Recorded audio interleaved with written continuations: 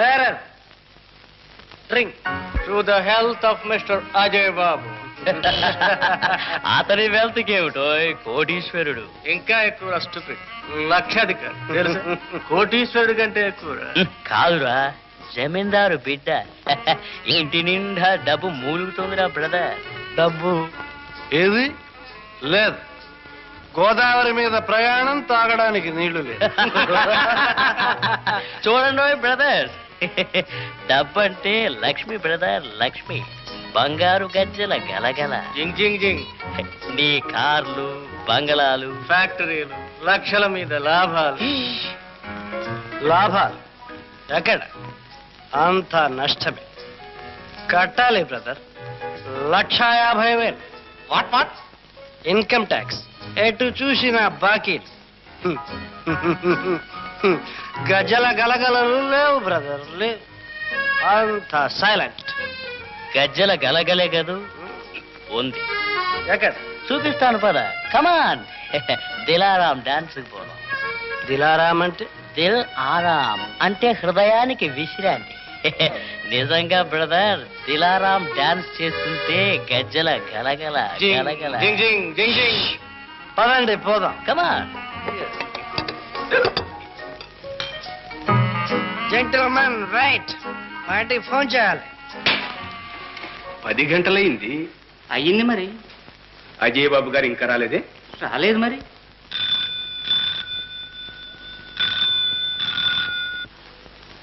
Hello, నాకు అజయ్ బాబు కావాలి. అజయ్ బాబు. రే, నువ్వే కదా అజయ్ బాబువి? ఎస్ ఎస్ అయినా అయినా. నేను హెడ్ గుమస్తా కిలాంబి శేషావతారం స్పీకింగ్ ప్లీజ్. వినరా రాస్కెల్, విను. వింటున్నాను మరి.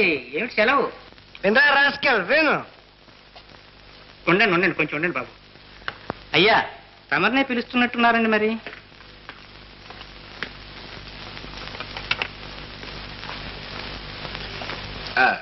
నేను భానుజీరావుని, అజయ్ బాబు గారి మేనేజర్ మాట్లాడుతున్నాను. వినరా రాస్కెల్, విను.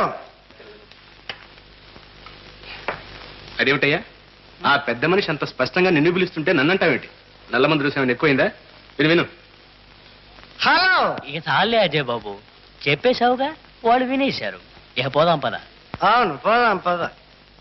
దిలారాం.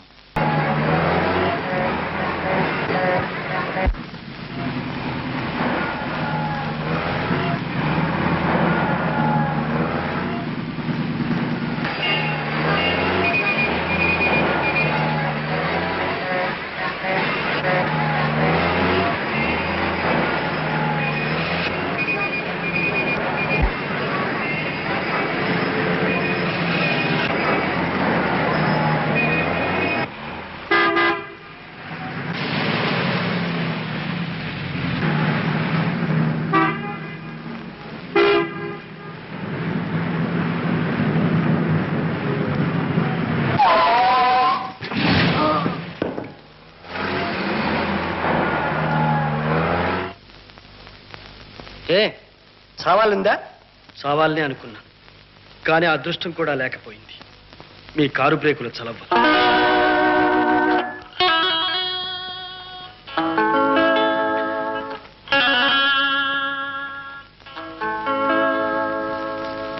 క్షమించండి, వస్తాను. ఆగండి, కారెక్కండి. ఏ పోలీసులకు అప్పగిస్తారా?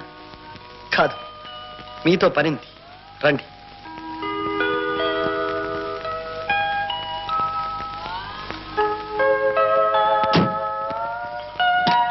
Come in.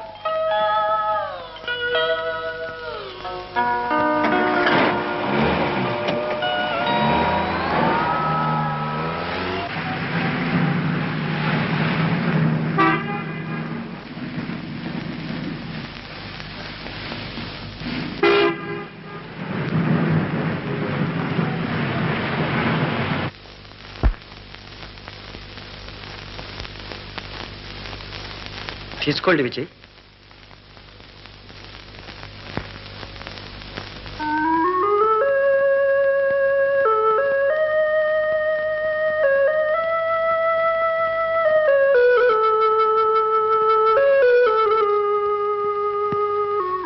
అదేమిటి విజయ్, ఎందుకో బాధపడుతున్నారు?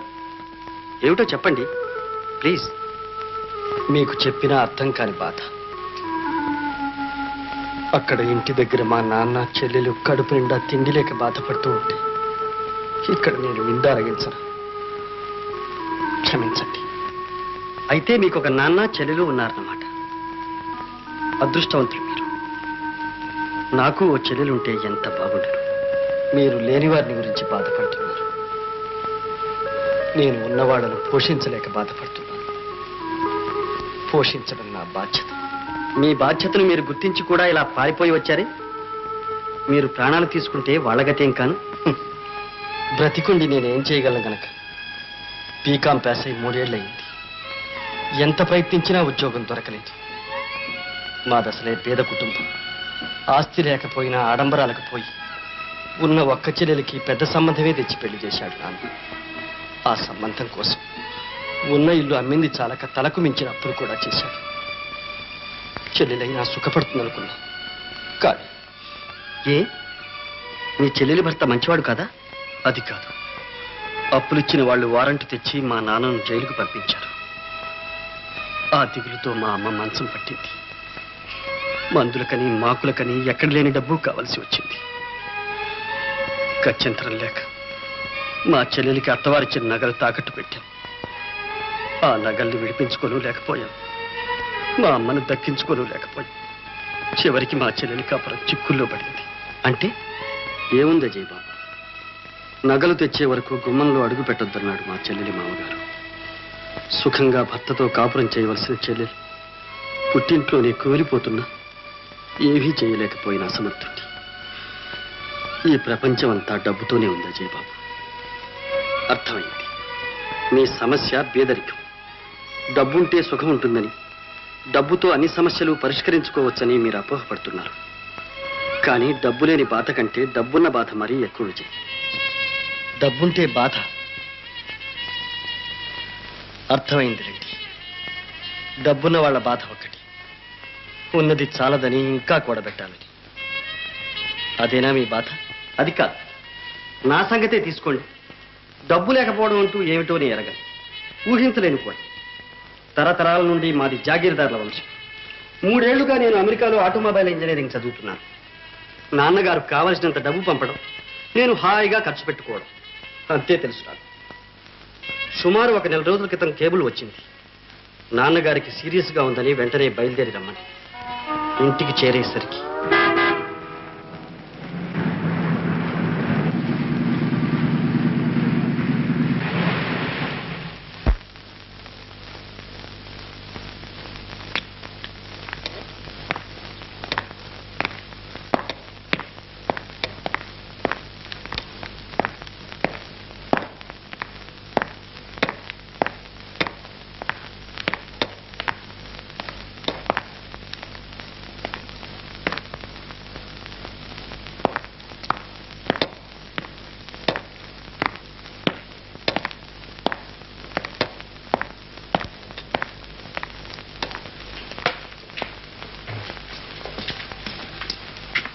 అత్తయ్య,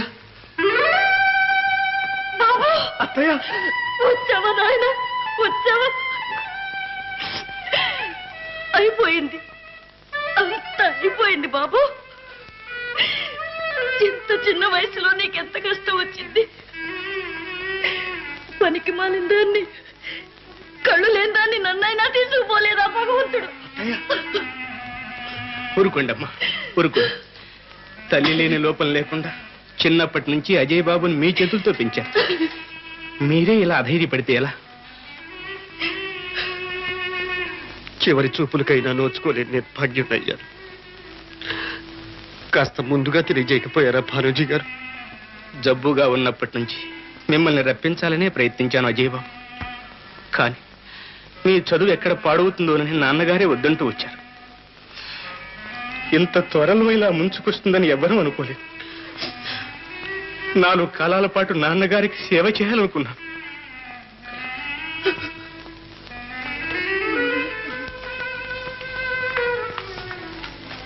పాపం వెంకన్న వాడి కూతురు అహర్నిశలో అయ్యగారిని కనిపెట్టు సేవ చేశారు.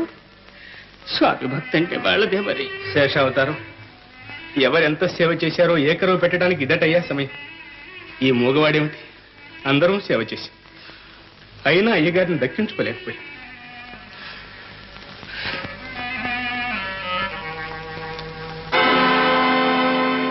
భానుజీ గారు, నాన్నగారి గదికి తాళాలు వేశారే? అత్తయ్య గారు మీతో చెప్పలేదా? నాన్నగారు ఈ గదిలోనే పరమపదించారు. వారు పోయిన నక్షత్రం మంచిది కాదట. అందుకని 1 సంవత్సరం పాటు ఈ గది తెరవకూడదని పురోహితులు శాసించారు. ఇది విషయం అజయ్ బాబు. మన ఫ్యాక్టరీ పనివాళ్లతో వచ్చిన తగాయిదా లేబర్ ట్రిబ్యునల్ దాకా వెళ్ళింది. గవర్నమెంట్ తీర్పు ప్రకారంగా ఇప్పుడు మనం 70,000 రూపాయలు పరిహారంగా చెల్లించాలి. 70,000? అవునండి.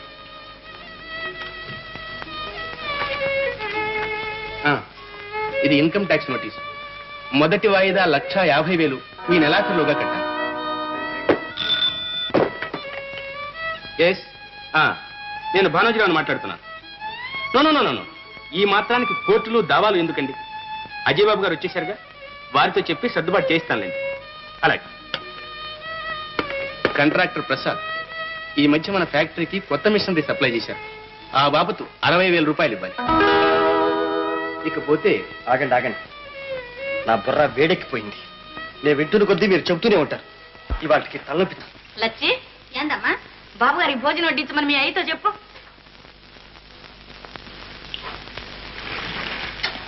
నమస్కారం పిన్ని గారు. నమస్తే అజయ్ బాబు. రా సరళ, మీ నాన్నగారిని వెంట పెట్టుకొచ్చినట్టున్నావు, ఏమిటి విశేషం? మా అమ్మాయి సరళ ఉంది చూశారు. నువ్వు ఉండు నాన్న. అజయ్ బాబు, మీకోసం ఏం తెచ్చానో తెలుసా? మీకు ఇష్టమైన పాల్కోవా నేనే స్వయంగా తయారు చేశాను. రుచి చూసి ఎలా ఉందో చెప్పరు? అప్పుడే పిండి వంటలు చేయడం కూడా నేర్చుకున్నాం అన్నమాట. కానీ ఈవేళ అజయ్ ఒంట్లో ఏం బాగాలేదు సరళ. అందుకే ఇప్పుడు భోజనం కూడా మానేస్తే మంచిదన్నాను. అలాగా? అమ్మాయి సరళ, నువ్వు వెళ్ళి డాక్టర్ ఫోన్ చేయి, అర్జెంటుగా రమ్మను. కాదు నాన్న, నేనే కార్లో వెళ్ళి దగ్గరుండి తీసుకొస్తాను. అవునవును, అదే మంచిది. అజయ్ బాబు, మీరు రెస్ట్ తీసుకోండి. నాకు ఆఫీస్లో కొంచెం అర్జెంట్ పని ఉంది, మళ్ళీ వస్తాను.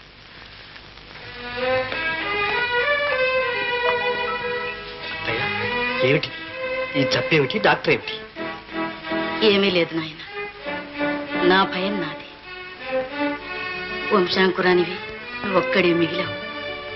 ఇంత ఆస్తి ఉంది, ఏ క్షణాన ఎవరికి ఏ దుర్బుద్ధి పుడుతుందో చెప్పలేము. అందుచేత ఈ ఇంట్లో వెంకన్న తప్ప ఎవరు ఏమిచ్చినా తినద్దు. అంత భయంకరమైన పరిస్థితుల్లో ఉన్నాను నేను. అవును నాయన, డబ్బు పాపిష్టిది, ఎంత పనైనా చేయిస్తుంది. కావలసింది తినడానికి కూడా స్వతంత్రం లేదు. ఎందుకే ఐశ్వర్యం?